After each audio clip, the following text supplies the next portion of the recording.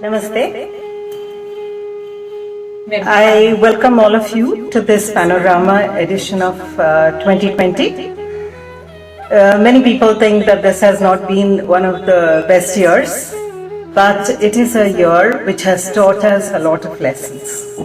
And that is what we need to remember. I've been told to speak on the topic of Vasudhaiva Kutumbakam. It's a very simple and unique concept, very much evident in the complete Hindu philosophy. I will start with a particular event that took place last year.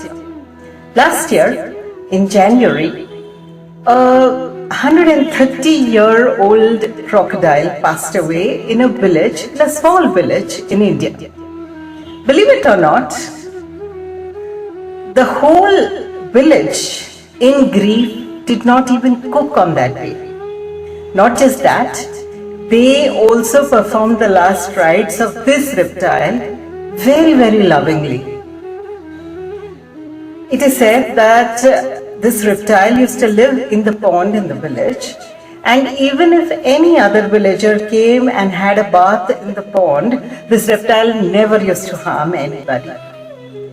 This bonding between human beings and animal life and nature is exactly what Vasudhaiva Kutumbakam is all about.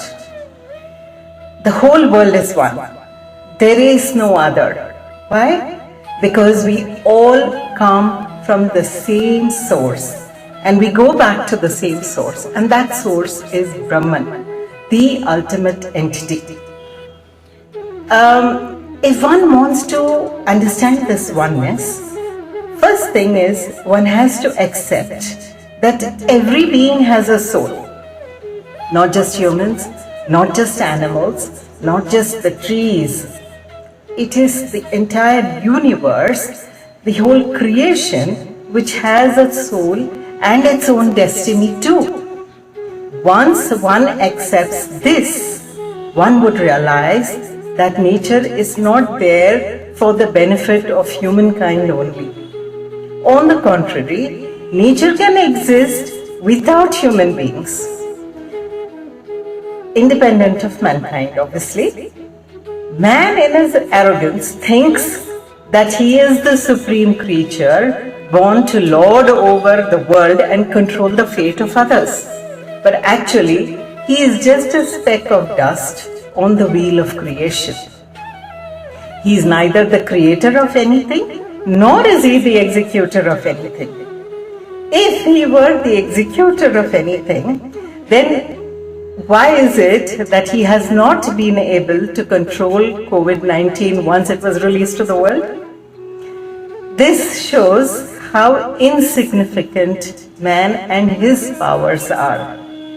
We are just the nimitta, or the medium for Kala or time to place its act at its chosen time.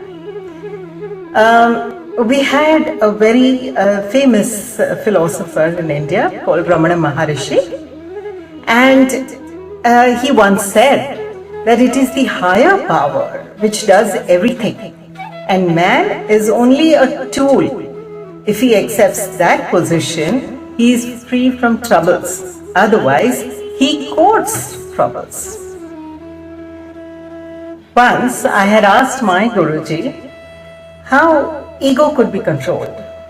He had the simplest of replies. He said, either you think that you are the speck of dust in this entire universe, or you think that you are the universe.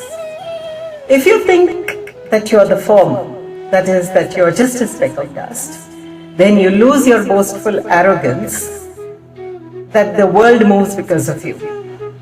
And if you think that you are the latter, that is, that everybody is part of you and you are the true universe, then you would realize that everybody is just what you are. So then there is nobody who's great and greater than you or lower than you. Everyone is an equal. Again, to quote Ramana Maharishi, once somebody had asked him, "How do we treat others?" And he replied, "There are no others." Now, once we realize the deep truth behind this, understanding the philosophy of Vasudhaiva Kutumbakam becomes very easy. When there are no others, then the whole world is one family. That alone is the mantra to peace and true love. Any language, any region, any culture, any religion which does not understand this nature of the self, this oneness of the self, cannot teach others about peace and love. The second most important thing is work in a way that you benefit not just yourself, but others other than yourself also. By becoming greedy and lustful and seeking much more than what man needs, man has brought destruction upon himself and also on others. There is a time beyond the present. Your own future generations will live in that time. How then can you seek to destroy and pollute the world today? Nature can heal herself, but can man heal himself from the self-destructive activities that he has brought upon himself, his nation, and other nations collectively? Growing together can be an option, but can destroying each other be an option? Thirdly, and most importantly, Sanatana Dharma or Hinduism recognized the need to accept other viewpoints, even if it differed from what was the popular view. If one truly wants an era of peace, one has to learn not to be tolerant, but to be accepting of others, even if they differ from you. This wanting to color everyone with the same brush cannot be acceptable. You do not follow my God, you must convert. You don't follow my politics, you must be destroyed. You are not of my race, you should be sidelined. I love beef, so you talking about saving cows is stupid. All these are views which only widen the gap between people, not reduce it. So learn to be accepting. And finally, all life forms need to be preserved, not just human life.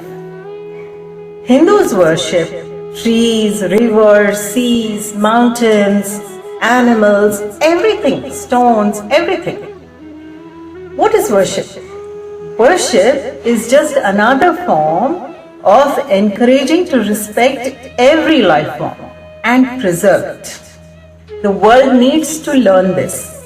Killing animals cannot be a measure of strength or a fashion statement. Polluting rivers cannot be a measure of progress. And denuding land cannot be acceptable. Respect nature, because what you do to nature comes back to you and twice as much. Live life responsibly, love everyone equally. That is the only mantra to peace and happiness. Namaste.